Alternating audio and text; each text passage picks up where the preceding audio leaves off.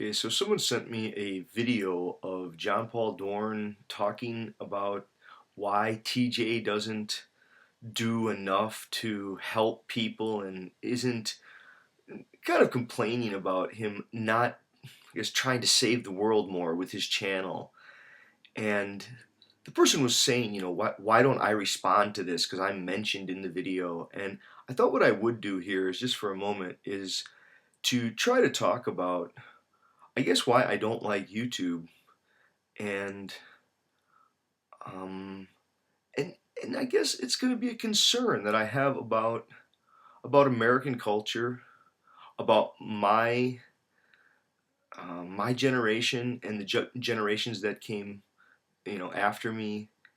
And some of this was, I'm going to post a link down to it. Laughing Out Loud had put together a sort of a fun little clip that it was, I think it was somewhat of a spoof of me, but it was a clip of me ranting about how I feel sorry for anyone who sits around on YouTube and listens to people on YouTube. And I still feel that way. And that's partly why, I don't know how to say it, I'm a bad YouTuber. I think I feel bad for being on YouTube. I know I don't have the time for it.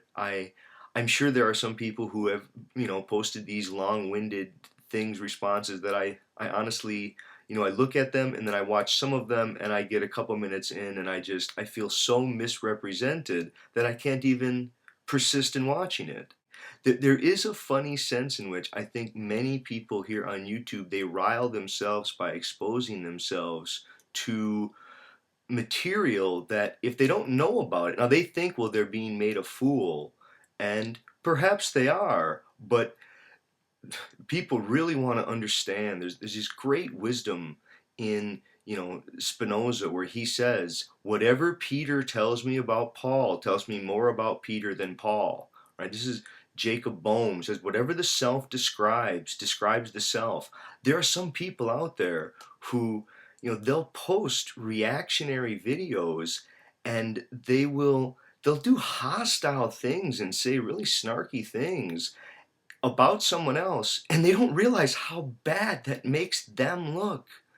I think they don't realize out of context. I mean, there are some videos, I have a playlist called Favorite Responses, and some of them, I think the people thought they were really telling me what's what, but I enjoyed them quite a bit. I showed them to friends, and when friends see them, I don't know, the context is very funny. I don't think sometimes people realize all that they're saying. And I mean, even here, right? I mean, this video, it's odd to produce. This could be shown in a classroom right now. I mean, there's anthropology classes where many of our videos are probably being seen, and the context is very different than those who are on there. I think there are some people who have been onto YouTube and they have a lot of friends on YouTube, and like that's where their world is, and they think that support from some of these friends is the meaning that is in their YouTubes, rather than the meaning that appears once it's been decontextualized, popped into a classroom, and a bunch of students are looking at it. At any rate, I want to talk about what this problem, from my perspective, is that John Dorn identified, and it's why I really don't like YouTube. I know that Piro, we had some discussion or some video exchange a while back about book culture, and I had said, I really like book culture, and he was saying, well, what's wrong with this? And we tried to, I didn't really respond, and again, this part of it, I'm bad at YouTubing. I don't feel like I have the sufficient time, and so I mean, part of it's my own problem, but the thing that I like about books, is that you don't have to get back with them. You don't. There's not a timeline of response. If I have a book, I can deal with it at my own pace and my own time, and I can be at multiple books at a time, and the author doesn't feel neglected when I put their book down for a moment. In a way that there's all this melodrama here on YouTube. Philip Reef, in his book Fellow Teachers, he says that people ought not be able to read anyone until they're dead. Now, it's impractical, obviously, but it's kind of an interesting insight that when you only read people who are dead, you're trying to grow yourself by, I guess, letting them become you, you become them. There's a kind of intimacy with an author that, and that's why it's so funny too. I think, DeSpoof, and it's DUH-SPOOF, DeSpoof. He does this musical kind of thing that, again, I thought was funny, but I'm not that interested in writing more papers. I think that's so funny. I'm interested in reading. You should have had a good shot of me just sitting there quietly reading. The I've been trying to get people to open to book culture and to reading rather than this, which, I mean, I don't know how to say it. There's so many things about YouTube that I just don't like. And I know, it's probably an unpopular view. I'm not saying that people shouldn't like it and other people can. I just don't have the time. And compared to books, it just doesn't seem, I don't know, is engaging. People are commenting while they're watching a video. Like right now, I'm sure there are already people who have started typing while I'm speaking. Can you actually type while listening to another person? I don't think you can. Now, when you're reading, maybe you have alternative thoughts that pop up or counter arguments, but those vanish as the reading proceeds. Here, I think people just continue to type, they're working out their argument, and then all of a sudden the video is done, and they've already responded to something. There's just so many ways in which people go to a video and they start looking at how it's been rated and commented upon, and they're literally looking at the comments, reading the comments while the video is going on. It's what is that? I don't even know what it is. It's some weird thing. It's about identity and ego and people wanting to make a difference and to be seen. See, this is where the John Paul Dorn thing comes in, that, when two great scholars get together, this is my sense of it. I'm happy to be wrong, but when two great scholars get together, they don't get together and go, have I told you how many things I've written, and have I told you all the people I've influenced? That's not how they come at it. They say, have you read so-and-so? They're excited to be followers and listeners, and their first words are, here's who my influences were. The logic of, who am I listening to? Am I spending my time trying to listen to minds who have much to offer me if I'm willing to listen? Or do I want to hear myself being heard by others? See, I think, I've said this in so many videos, right? You don't have a head. You look out in the world and you're the way the world worlds itself, through your headlessness, right? Your headlessness is a kind of capacity for world, and your body is a place-making, room-making that, again, worlds the world, right? Through its, the headlessness that your body is. But the more that you get onto these new media, the more that you end up seeing your own face. It's like, instead of being capacity for world, you end up being, you start to populate your own world. It's like you're in the world that you're releasing up. And it starts to become odd and ridiculous. It's so much more vanity and ego and people wanting to be celebrities and things like that. I don't know if a lot of authors, they're not, especially academic authors, they're not trying to be celebrities. I think they're interested, I guess, in some way, in trying to do what they've had done to them. Right? They've been opened by other thinkers, people who've come before them, and it was so exciting to have been transformed by the ideas of another that one, you feel an urge to try to say something, but it's not to say, oh yes, come follow me.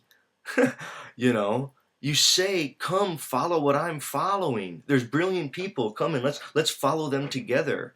I tried to get the reading group together, and it worked so well. It doesn't really work.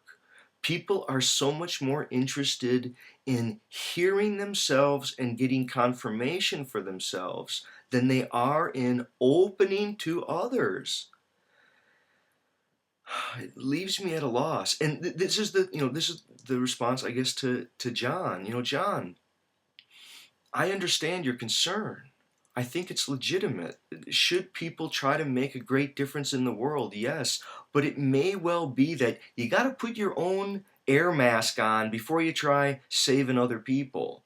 That many people, I think they've been ushered into a self-awareness at a cultural level that it used to take a person, half of a century or a quarter of a century of self-cultivated study in order to be released into that level of self-awareness. Now the culture itself is, I don't know, the technologies have sort of done it, and I think many people are highly self-aware. They're self-conscious to degrees that were perhaps not experienced or relatively unknown in the ancient world, but they're yearning for recognition, but they may be sort of historically dwarfed by not having opened to history, to others. Um, I think YouTube opens you. Okay, let me back up here for a second. I think YouTube has the capacity. It does have the capacity for people to exchange ideas. People can go on to various channels and they really can try to learn. But how can we talk about this without having all of our egos get all riled about it? I think again, there's probably much reaction here to this video. People saying, "Oh no, YouTube's great," or "I've learned a lot," and compared to doing nothing, yeah, maybe you've learned a lot. Maybe the conversation here is really stimulating. Maybe it's distracting. Maybe it's like self-esteem fishing. People are lonely and they have these little lures by which they throw a kind of self-esteem lure, and they're hoping that people will respond and say, yes, you matter, you're intelligent, oh, that's witty, that's funny, that's important, whatever it is. But it's always at one step removed, and yet it seems like it's intimate. See, a book never feigns intimacy in the way that this does. I mean, it looks like I'm talking to you right now, doesn't it? It feels like I'm talking to you. No, you're listening to a recording. I left the room a long time ago. I'm not here. It seems like I'm here. I'm not. The book never gives that illusion of being there. The book I don't go, oh, I don't like the way your hair looks. I mean, it's so. I mean, think of it this way too. I mean, there's just so many differences. The many of the books that I like, that many people have, that they'll spend their lives studying. These books took years to compose, and they're carefully crafted, and the word choice is just outstanding, and the sentence construction, paragraph development. I mean, they're really finely composed works. These are off the cuff. They're very rough. The bad word choice, I would go back. I don't think I've shot one video where I wouldn't go back and revise and restate all kinds of things. I would do the arguments differently. And I mean, I guess I could try to write out my things and then state the arguments. I mean, I guess I could probably just try maybe it's the way I'm YouTubing. I mean, I don't know. Maybe it is. I think any suggestions from people here on,